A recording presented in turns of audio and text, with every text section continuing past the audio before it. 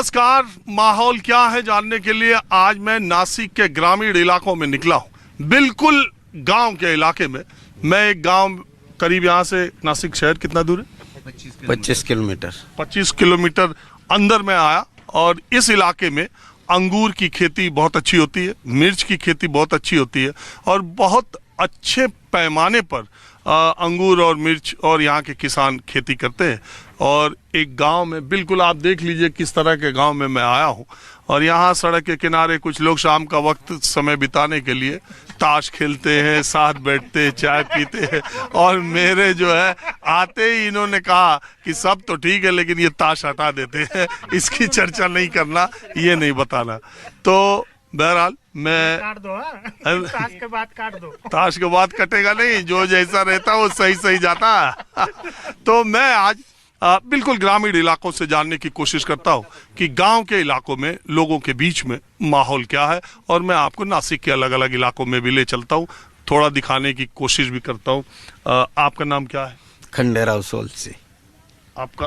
संदीप सोनोने। आपका? राजेश चौहान। अच्छा, ये गांव जो है ये किन लोगों का गांव है? वैसे तो ये आदिवासी तालुका है। आदिवासी तालुका है। ज्यादा आदिवासी? इधर आदिवासी। ये गांव में भी आदिवासी ज्यादा है। आदिवासी ज्यादा है इस गांव में। तो अब सवाल ये है कि महाराष्ट्र का चुनाव शुरू हो गया।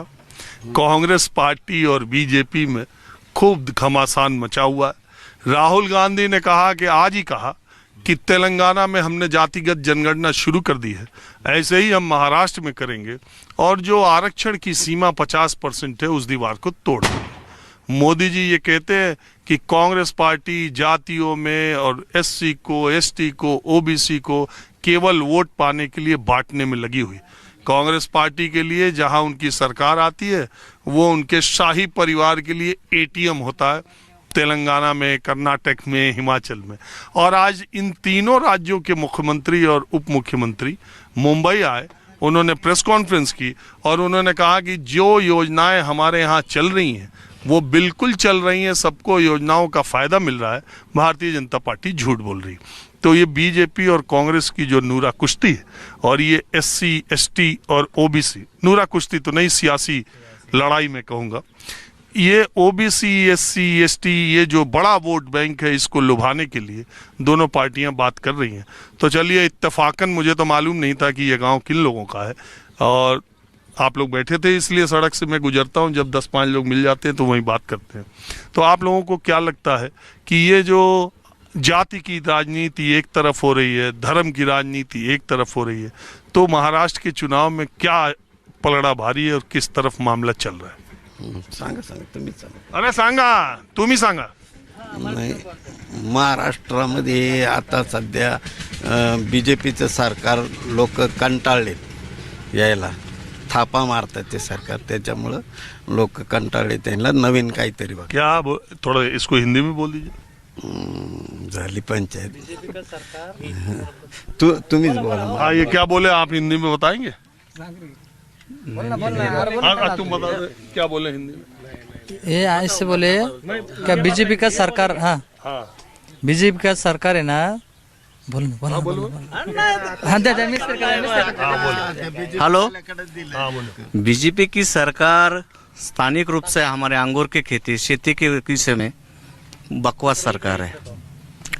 ये सरकार जातीय गणना तो होनी चाहिए, ये बात सही है, जातीय गणना तो होना ही चाहिए, पर बीजेपी सरकार हमारे इधर अंगूर की जो खेती है, जो खेती थी, तो उसमें जब कंटेनर यहाँ से जाता था तो 25% वहाँ से मिलता था, कंटेनर का रेट भी बढ़ा दिया, खाद भी बढ़ा दी, सब कुछ बढ़ा दिया बीजेपी सरकार। मैं बीजेपी का कार्यकर्ता हूँ फिर भी बोल रहा हूँ, मैं बीजेपी का कार्यकर्ता हूँ फिर भी बोल रहा हूँ, ये सरकार गरीबों के लिए यानी खेती के लिए भी, किसानों के लिए कुछ काम की नहीं। आप ये बात कह रहे हो और महायुति वाले कहते हैं 6,000 रुपए किसान सम्मान निधि केंद्र से मिलता था, 6,000 शिंदे सरकार ने दे दिया, 12,000 एक साल के देते हैं। महिलाओं को 1,500 रुपए दे रहे हैं। हम गरीबों के लिए, किसानों के लिए, वो कहते कि नहीं कहते? बताओ, कहते आप तो देखते ही होगे, सुनते हो। हाँ। हाँ। तो ये बात सही है। खाद की बोरी कितनी थी, कितने रुपए में थी, कितने रुपए में थी? ये 10 साल पहले 600 रुपए में, अभी कितने में मिल रही है? 1700 रुपए में सिलेंडर का। जाने तो खेती के बारे में वो बोलते हैं ना, खेती, इन्होंने क्वेश्चन वही पूछा ना कि खेती के बारे में इतना पैसा देते हैं। खाद की बोरी कितनी थी, आज कितनी है? आज सोयाबीन का भाव कितना है? 10 साल पहले 5000 था, आज भी 5000 है। 5000, अब जब बोलना था तो बोल नहीं रहे हो, सबके बोलने में बोल रहे हो। 5000 था। डिस्टर्ब मत करो। सुन, 5000 थे। सोयाबीन का निकालना, मजदूरी, ये इधर पकड़ के आता। मैं खुद सोयाबीन किया हुआ है, मेरे को आ गया 35,000 रुपये खर्चा, और हुआ कितना? 53,000 रुपये। कितना पैसा बचा? 3 महीने में। क्या है ये सरकार, मैं किसानों के लिए अच्छी सरकार नहीं है। तो आप मुझे बताइए कि महाविकास अघाड़ी और महायुति में जो ये हो रहा है, और कांग्रेस और बीजेपी में जो हो रहा है, आप लोग आदिवासी समुदाय से आते हैं, तो आप लोगों का झुकाव या इस समाज का झुकाव किधर ज्यादा दिखाई दे रहा है? और ये लाड़की बहना योजना का कितना असर गांव में है? गांव लाड़की योजना का तो थोड़ा पार तो होगा ही, क्योंकि 1500 मिल रहा है, 3000 रुपये आदिवासी भाग है, इसका तो थोड़ा पर इफेक्ट तो होगा, पर इतना ज्यादा नहीं होगा, इतना ज्यादा नहीं होगा। सरकार आने का आप लोगों को उम्मीद क्या लग रहा है? खिचड़ी होगी या किसी को मिलेगा बहुमत? नहीं, ये साल तो बहुत खिचड़ी है, खिचड़ी होगी, खिचड़ी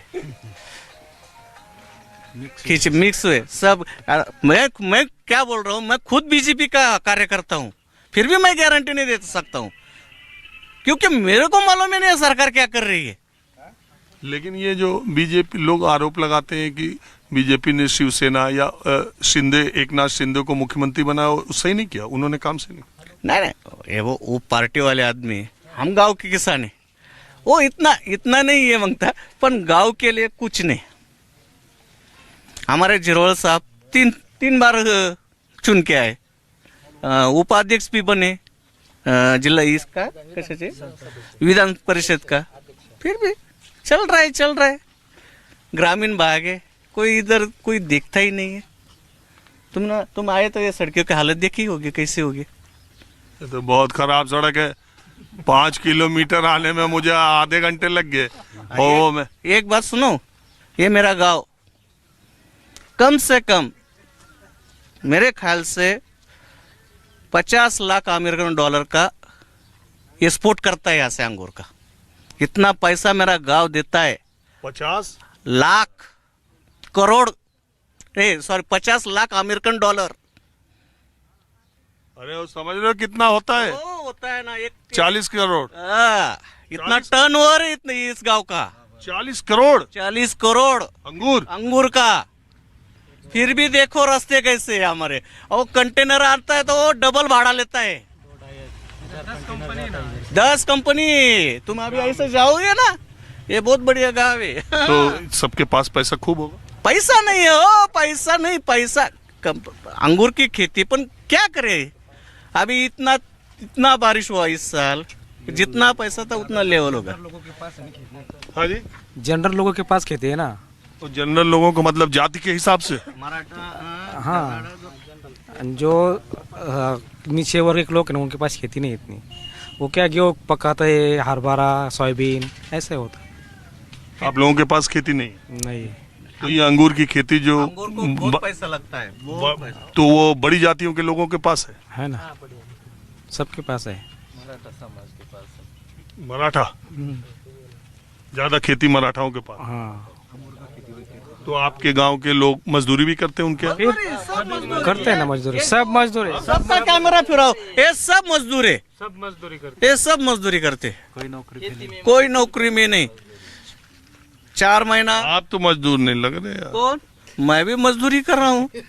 वो तो मजदूर नहीं है ना, करते हैं ना, इनका अपना खेत नहीं करते हैं ना मजदूरी। मैं क्या काम करता हूँ बोलो क्या, तुमने ये दिखा है ना, अंगूर देखा है ना, उसका जो स्ट्रक्चर आता है ना, लोखंड एंगल का, वो बनाते हो हम तीनों मिलके। वर्कशॉप है हमारा। चलो तो आप ये बताओ कि क्या लग रहा है आपको चुनाव में, निवडणूक में, अब आप लोग तो हिंदी बोल रहे हैं, निवडणूक बोलने की क्या जरूरत, तो ये क्या लगता है आपको कि सरकार इस बार बदलेगी, खिचड़ी होगी, किसी को बहुमत मिलेगा? वो नहीं बता सकते, लेकिन खिचड़ी होगी जरूर, किसी को बहुमत नहीं मिलने वाला। क्यों?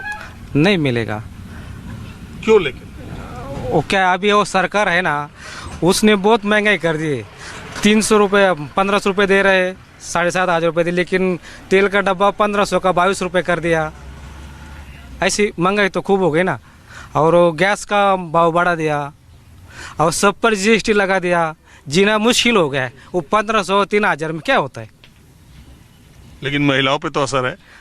वो क्या है, वो ग्रामीण भाग में उसका थोड़ा असर तो जरूर होगा, लेकिन जो अक्लमंद लोग हैं ना, वो जरूर उसका अच्छी तरह से इस्तेमाल करेंगे। आप क्या मानते हैं? आप इन लोगों से अलग मानते हैं या जो ये बोल रहे हैं उसी में? बरोबर है, बरोबर है। ये जो बोल रहे हैं ये बात सही है। और ये आदिवासी समाज में किस पार्टी का जोर ज्यादा है? आदिवासी जिरोड़, जिरवाड़ा साहब, जिरवाड़ा साहब, अजय दादा गट। अजित दादा गट। अजीत दादा गुट के साथ जो नेता हैं, हाँ, उसके तब साथ तो वो महायुति के साथ ही है। हो, महायुति के साथ ही ना। और बाकी महाराष्ट्र में? महाराष्ट्र का पता नहीं। महाराष्ट्र में वैसा, ये मेरे ख्याल से नासिक जिले में ज्यादातर राष्ट्रवादी अजीत या राष्ट्रवादी शरद? अजित पवार का इसका ज्यादा जोर है, क्योंकि ये इधर नीचे गए तुम ना, निफाड साइड गए ना, ये सब मराठा समझ लगता है, सब लॉबी उधर लगता है बड़ी। सब मराठा लोग, लेकिन वो छगन भुजबल की वजह से भी कुछ असर नहीं नहीं, छगन भुजबल ने तो काम तो बहुत बढ़िया किया है, उसको तो किसके पास जाने का ही जरूरत नहीं।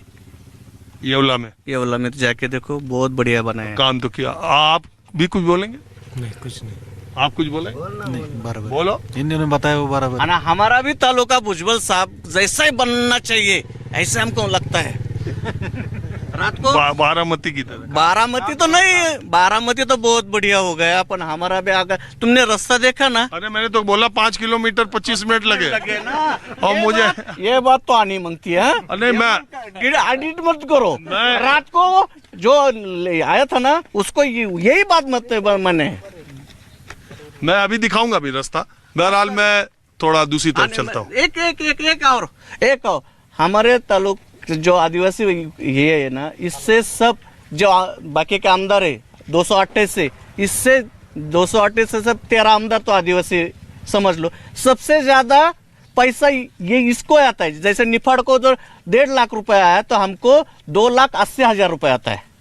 चलिए ठीक है। ये विधानसभा विधानसभा कौन सा है? कौन सा? ये दिंडोरी विधानसभा क्षेत्र है ये, और नासिक में आता है।